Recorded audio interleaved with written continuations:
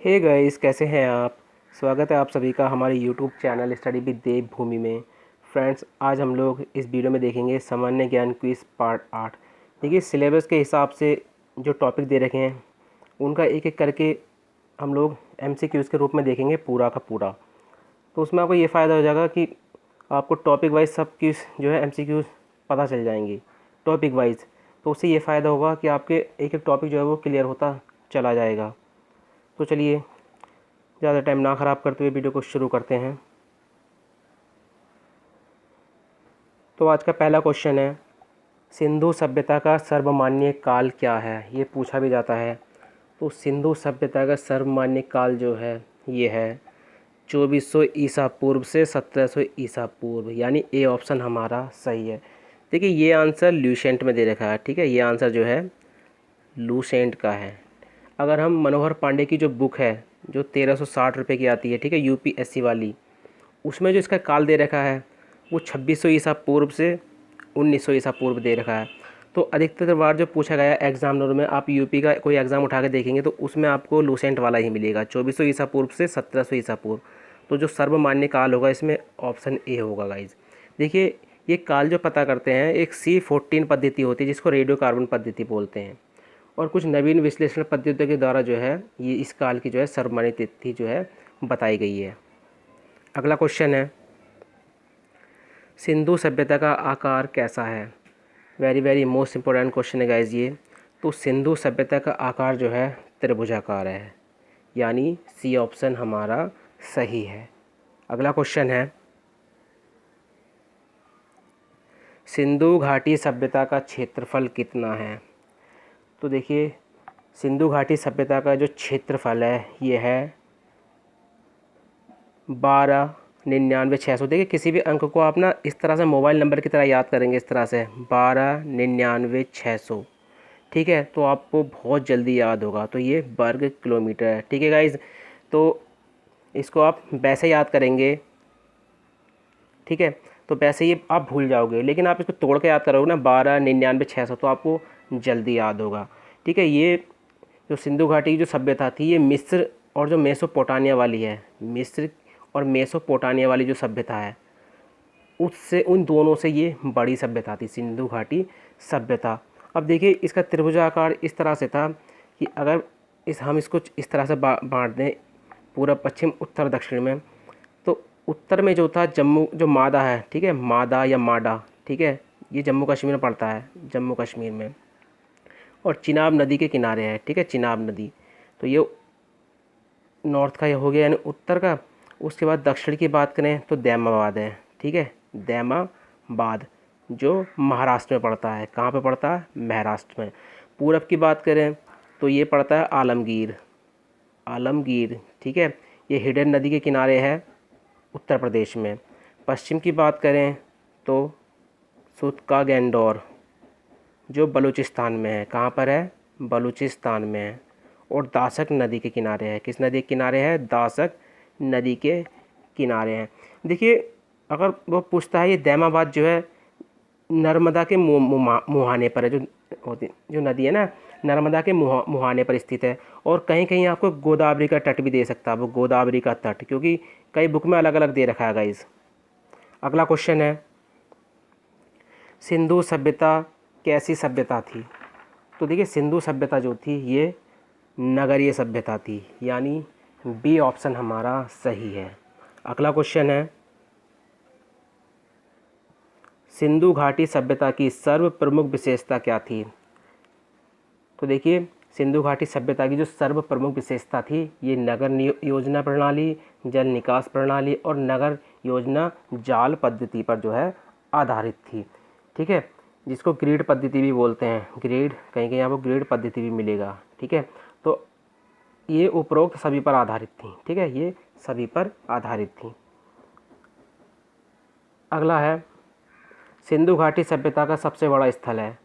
तो देखिए, सिंधु घाटी सभ्यता का सबसे बड़ा जो स्थल है यह है मोहनजोदड़ो, यानी सी। और मोहनजोदड़ो की बात करें तो इसमें एक विशाल स्नानगार था। ठीक है, एक विशाल स्नानगार था। ठीक है, इसकी लंबाई की बात करें, पूछ लेगा तो 11.88 मीटर। ठीक है। चौड़ाई की बात करें तो 7.01 मीटर चौड़ा था ये। गहराई की बात करें तो 2.43 मीटर ये गहरा था। अगला क्वेश्चन है, सिंधु सभ्यता की सबसे बड़ी इमारत कहाँ से प्राप्त हुई है? तो ये भी गाइस मोहनजोदड़ो से प्राप्त हुई है, जिसका नाम है अन्नागार। क्या नाम है इसका? अन्नागार। देखिए ये 45.71 मीटर जो है ये इमारत लंबी थी और 15.23 मीटर ये चौड़ी थी। अगला क्वेश्चन है, सिंधु सभ्यता का भारत में सबसे बड़ा स्थल है वो, ठीक है, वो तो कंप्लीट सिंधु सभ्यता का होगा। अगर सिंधु सभ्यता का भारत में सबसे बड़ा स्थल पूछता है तो है राखी गढ़ी, यानी सी ऑप्शन। राखी गढ़ी जो स्थित है ये हिसार ज़िला है। ठीक है, हिसार ज़िला है जो स्थित है हरियाणा में। तो ये है। ये अगर नदी पूछता है राखी गढ़ी किस नदी के तट पर है तो घग्गर नदी। ठीक है, घघरा या घग्गर नदी इस पर जो है ये स्थित है। ठीक है, घग्गर नदी के किनारे जो है ये स्थित है। खोजकर्ता पूछ सकता है इसके खोजकर्ता कौन है? तो खोजकर्ता थे इसके सूरज भान। कौन थे? सूरज भान। इन्होंने इसकी खोज जो की थी 1963 में की थी। अगला क्वेश्चन है, निम्नलिखित में से अग्निकुंड प्राप्त हुए हैं? तो देखिए अग्निकुंड जो प्राप्त हुए हैं ये प्राप्त हुए हैं लोथल व कालीबंगा से, यानी डी ऑप्शन हमारा सही है। अगला क्वेश्चन है, किस स्थान से पशुपति की मूर्ति मिली है? तो ये मिली है मोहनजोदड़ो से। ठीक है, देखिए अब मोहनजोदड़ो की बात कर लें तो ये सिंधु नदी के किनारे है। किस नदी के किनारे है? सिंधु नदी। ठीक है, और कहाँ पर स्थित है ये? लरकाना पाकिस्तान में स्थित है। कहाँ पर स्थित है ये? लरकाना पाकिस्तान में।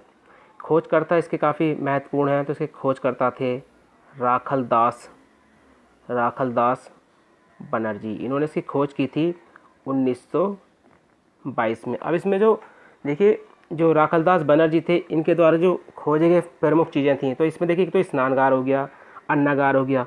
जो भी महत्वपूर्ण खोजें थी मैं आपको एक बार इसमें बता देता हूँ। देखिए कांसे की, नोट करते चलना आप, कांसे की नग्न नृत्य की।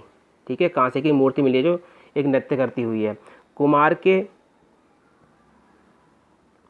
के 6 भट्टे वो भी यहीं से मिले हैं। ठीक है, सूती कपड़ा, ये वेरी वेरी मोस्ट इम्पोर्टेंट है, पूछ सकता है कि सूती कपड़ा जो है, सूती कपड़ा वो कहाँ से मिला है? तो ये भी मोहनजोदड़ो से मिला है। जो शतरंज होता है ना, शतरंज की गोलियाँ वो भी यहीं से मिली हैं। ठीक है, एक मिले हैं दाढ़ी वाले साधु, पूछ लेगा कि दाढ़ी वाले साधु की मतलब प्रतिमा कहाँ से मिली है? दाढ़ी वाली साधु जो होते हैं दाढ़ी वाले, उनकी प्रतिमा कहाँ से मिली है?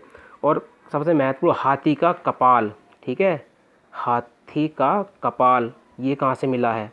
तो ये भी कहाँ से मिला है? मोहनजोदड़ो से मिला है। तो खोजें अभी आपको याद होनी चाहिए। अगला है, बेलनाकार मोहरों के साक्ष्य कहाँ से मिले हैं? तो जो बेलनाकार मोहरों के साक्ष्य हैं वो कहाँ से मिले हैं? ठीक है, तो ये मिले हैं कालीबंगा से। ठीक है, कहाँ से मिले हैं? कालीबंगा से मिले हैं। तो देखिए कालीबंगा जो है ये कहाँ पर स्थित है? तो ये भी घग्गर नदी के किनारे स्थित है। ठीक है, और कहाँ पर है ये? राजस्थान में। कहाँ पर है ये? राजस्थान में। और देखिए खोजकर्ता इससे काफ़ी महत्वपूर्ण है अमलानंद घोष। इन्होंने इसकी खोज की थी 1951 में। इसमें जो प्रमुख खोजें हुई थी, ठीक है, वो कौन कौन सी हुई थी? देखिए हल द्वारा जुते खेत, क्वेश्चन आता है कि हल द्वारा जुते हुए जो खेत हैं इनके साक्ष्य कहाँ से मिले? तो ये मिले कालीबंगा से।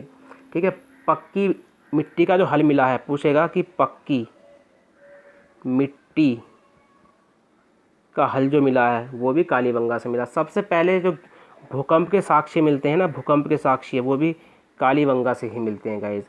अग्निकुंड मिला है यहाँ से एक। ठीक है, अग्निकुंड मिला है। ऊँट की हड्डियाँ गाइस देखिए कालीबंगा से ही मिली हैं। ठीक है, ऊँट की हड्डियाँ जो मिली हैं वो कालीबंगा से ही मिली हैं। और पूछ लेगा कि अलंकृत ईंटें कहाँ से मिली हैं, अलंकृत ईंटें कहाँ से मिली हैं, तो ये भी कालीबंगा से मिली हैं। अगला क्वेश्चन है, सिंधु सभ्यता की लिपि थी, ये तो काफ़ी बार क्वेश्चन पूछ रखा है गाइज। तो सिंधु सभ्यता की जो लिपि थी ये थी भाव चित्रात्मक लिपि, यानी सी ऑप्शन हमारा सही है। अगला क्वेश्चन है, चावल के प्रथम साक्ष्य कहाँ से प्राप्त हुए हैं। तो देखिए चावल के प्रथम साक्ष्य जो प्राप्त हुए थे ये हुए थे लोथल से, यानी डी ऑप्शन हमारा सही है। लोथल की बात करें तो ये भोगवा नदी के किनारे स्थित है। ठीक है, भोगवा नदी जो कहाँ पर बहती है, गुजरात में। अगर शहर का नाम पूछता है तो अहमदाबाद आपको याद रखना है। ठीक है, अहमदाबाद। यहाँ की जो प्रमुख खोजें थी, देखिए सोने के मनके कहाँ से मिले थे, सोने के मनके वो भी यहीं से मिले थे, लोथल से। ठीक है, और देखिए जो गोदीवाड़ा है, प्रमुख बंदरगाह है गोदीवाड़ा, गोदीवाड़ा एक बंदरगाह है, ये भी इसकी खोज भी कहाँ से हुई थी, लोथल से ही हुई थी। देखिए जो चावल के दाने हैं, ठीक है, चावल के दाने, इनके जो साक्ष्य मिले थे लोथल और रंगपुर, इन दोनों से मिले थे गाइस। तो क्वेश्चन पूछ सकता है कि चावल के दाने कहाँ से मिले थे, ऑप्शन में दोनों देगा आपको, लोथल रंगपुर, मतलब पेयर में देगा वो आपको। अगला क्वेश्चन है, सिंधु सभ्यता के लोग सीसा व टिन कहाँ से आयात करते थे। तो देखिए सिंधु सभ्यता के लोग सीसा व टिन जो आयात करते थे ये करते थे ईरान से। कहाँ से करते थे, ईरान से, यानी ए ऑप्शन हमारा सही है। ईरान से ये क्या क्या आयात करते थे, देखिए एक तो सीसा हो गया, ठीक है, टिन हो गया, सोना, चांदी, ये ईरान से आयात करते थे। और जो देखिए टिन, इसके अलावा टिन अफ़गानिस्तान से भी ये मंगाते थे, टिन ये अफ़गानिस्तान से भी मंगाते थे। उसके अलावा तावा, देखिए मैं बता दूं आपको जो जो कहाँ से चीज़ें मंगाते थे। तावा जो मंगाते थे ये मंगाते थे खेतड़ी, ठीक है, खेतड़ी हो गया, बलूचिस्तान हो गया, क्योंकि पूछ सकता है ना कहाँ से आयात करते थे, ओमान। ठीक है, तो तावा जो है खेतड़ी, बलूचिस्तान और ओमान से मंगाते थे। चांदी की बात करें कि चांदी कहाँ से आयात करते थे, चांदी कहाँ से आयात करते थे, तो पहला तो था अफ़गानिस्तान। ठीक है, पहला कौन सा है, अफ़गानिस्तान से चांदी मंगाते थे, और एक दूसरा है ईरान। उसके बाद बात करें, देखिए सोना, सबसे महत्वपूर्ण, सोना ये कहाँ से आयात करते थे। तो सोना सबसे पहले तो हो गया कर्नाटक, कर्नाटक भारत। ठीक है, उसके बाद हो गया अफ़गानिस्तान, अफ़गानिस्तान, ईरान। ठीक है, यहाँ से ये सोना आयात करते थे। टिन की बात करें तो टिन दो जगह से मंगाते थे ये, ठीक है, ईरान और अफ़गानिस्तान से ये टिन मंगाते थे। गोमेदे, ये गोमेदे जो होता है, गोमेदे, ये इससे वो मोहरे बनाते थे। ठीक है, तो ये सौराष्ट्र से मंगाते थे। कहाँ से मंगाते थे, सौराष्ट्र से। सबसे महत्वपूर्ण कि पूछा जाता है कि लाजवर्थ, ठीक है, लाजवर्थ ये कहाँ से आयात करते थे, तो ये आयात करते थे मेसोपोटामिया से, मेसोपोटामिया से इसको आयात करते थे। अगला क्वेश्चन है, निम्नलिखित में से सिंधु सभ्यता में परिचित नहीं थे। तो देखिए किस चीज़ से सिंधु सभ्यता में परिचित नहीं थे, तो गाइस देखिए ये परिचित थे। ठीक है, ये परिचित होगा गाइस, परिचित किस चीज़ से वो परिचित थे, तो देखिए ये क्वेश्चन थोड़ा गाइस गड़बड़ लग रहा है, मैं इसको सही करके आपको बता देता हूँ। निम्नलिखित में सिंधु सभ्यता में परिचित नहीं थे। ठीक है, परिचित नहीं थे, ये सही है कि परिचित नहीं थे। तो वो तलवार से परिचित नहीं थे। किससे परिचित नहीं थे, तलवार से परिचित नहीं थे। ठीक है, तो तलवार से वो परिचित नहीं थे, तो इसका ए ऑप्शन हमारा सही है। अगला क्वेश्चन है, किस स्थान से युग्म समाधियाँ मिली हैं, ये क्वेश्चन भी पूछ रखा है गाइज, किस स्थान से युग्म समाधियाँ मिली हैं। तो देखिए लोथल और कालीबंगा दोनों जगह से ही मिल रही हैं, यानी सी ऑप्शन जो है हमारा सही है। अगला क्वेश्चन है, आग में पकी हुई मिट्टी को कहा जाता है। देखिए जो आग में पकी हुई जो मिट्टी होती है उसको कहा जाता है टेराकोटा, यानी सी ऑप्शन हमारा सही है। अगला क्वेश्चन है, किस स्थान के पश्चिमी भाग में स्थित दुर्ग किले को स्तूप टीला भी कहा जाता है। तो ये कहा जाता है मोहनजोदड़ो, यानी बी ऑप्शन हमारा सही है। अगला क्वेश्चन है, काफ़ी फेमस क्वेश्चन जो पूछा जाता है, मृतकों का टीला किसे कहा जाता है? तो ये कहा जाता है मोहनजोदड़ो को। अगला क्वेश्चन है, किस स्थान की मोहरों पर सर्वाधिक एक श्रृंगी पशु अंकित था? ठीक है, किस स्थान से मोहरों पर सर्वाधिक एक श्रृंगी पशु अंकिता मिली हैं? तो ये कहाँ से मिली हैं? तो ये मिली हैं हड़प्पा से। ठीक है, यानी ए ऑप्शन हमारा सही है। अगला क्वेश्चन है, सिंधु सभ्यता का एकमात्र पुरा स्थल जहाँ से वक्राकार ईंटें मिली हैं। तो देखिए, वक्राकार जो ईंटें मिली हैं, एकमात्र स्थान जो है वो कौन सा है? चनहुद्रो। ठीक है, कौन सा है? चनहुद्रो। देखिए, चनहुद्रो की बात करें तो ये सिंधु नदी के किनारे है। ठीक है, ये सिंधु नदी के किनारे है और कहाँ पर है? ये सिंध में। और सिंध कहाँ पर है? पाकिस्तान। ठीक है, अगला क्वेश्चन है, very very most important question guys, धावन पात्र यानी वास वेशन के साक्ष्य किस स्थान से मिले हैं? तो ये भी मिले हैं बनमाली। देखिए, आपको ऑप्शन में या तो बनमाली मिल सकता है या आपको बनावली मिल सकता है। ठीक है, दो नाम है ये, बनावली या बनमाली। ठीक है, दोनों ऑप्शन आपको मिल सकते हैं। ये रंगोई नदी के किनारे है। ठीक है, रंगोई नदी, और कहाँ पर है ये? हरियाणा में। ठीक है, बनावली कहाँ पर है? ये हरियाणा में। देखिए, क्वेश्चन आता है कि तावे की कुल्हाड़ी कहाँ से मिली है? क्वेश्चन आता है तावे की कुल्हाड़ी। ठीक है, तावे की कुल्हाड़ी किस स्थान से प्राप्त हुई है? तो ये भी बनावली से प्राप्त हुई है। ठीक है, बनावली से प्राप्त हुई है, और इसके अलावा रोपड़, इन दोनों स्थानों से, बनावली और रोपड़ से तावे की कुल्हाड़ी के साक्ष्य मिले हैं। ठीक है, ये यहाँ से मिली हैं। अगला क्वेश्चन है, निम्नलिखित में से किस शब्द का शाब्दिक अर्थ सफ़ेद कुआं होता है? तो देखिए, सफ़ेद कुआं जो अर्थ है ये है धोलावीरा का, यानी सी ऑप्शन हमारा सही है। देखिए, धोलावीरा की बात करें तो ये गुजरात में है, कच्छ में। ठीक है, और दो ऑप्शन देता है वो नदी किसके किनारे है, या तो आपको लूनी नदी देगा वो, या आपको खदिर-वेत नदी देगा। ठीक है, खदिर-वेत नदी देगा। इन दोनों के किनारे है ये दोनों कभी नहीं देगा। ठीक है, और दोनों ही सही हैं। ऑप्शन में आपको एक ही मिलेगी। और इसकी जो खोज की थी धोलावीरा की, वो की थी कई लोगों ने की थी, जैसे बीबी लाल थे। ठीक है, उन्होंने बीबी लाल थे 1959 में की थी। जेपी जोशी थे, उन्होंने 1967 से 68 में। रविंद्र सिंह बिष्ट थे, उन्होंने 90 से 91 में। तो कई लोगों ने इसकी खोज की थी। अगला क्वेश्चन है, किसने हड़प्पा एवं मोहनजोदड़ो को एक विस्तृत साम्राज्य की जुड़वा राजधानी कहा है? Very very most important question guys. तो ये कहा है पिग्गट ने। किसने कहा है? पिग्गट ने, यानी बी ऑप्शन हमारा सही है। आज का अंतिम क्वेश्चन है, सैंधव समाज था, मतलब सैंधव समाज, ये हड़प्पा सिंधु घाटी सभ्यता, ये किस तरह की थी? तो ये मात्र सत्तात्मक थी। कैसी थी? मात्र सत्तात्मक। देखिए, कुछ मोस्ट इंपॉर्टेंट पॉइंट हैं वो आप देख लो, क्योंकि पूछ भी सकता है उनको। सिंधु सभ्यता में मात्र देवी की उपासना सर्वाधिक प्रचलित थी, इसलिए सैंधव समाज को मात्र सत्तात्मक कहते थे। ठीक है, दूसरा पॉइंट है, सिंधु सभ्यता के लोग धरती को उर्वरकता की देवी मानकर उसकी पूजा करते थे। तीसरा इंपॉर्टेंट, सिंधु सभ्यता की जो मुख्य फसल थी गेहूं और जौ थी।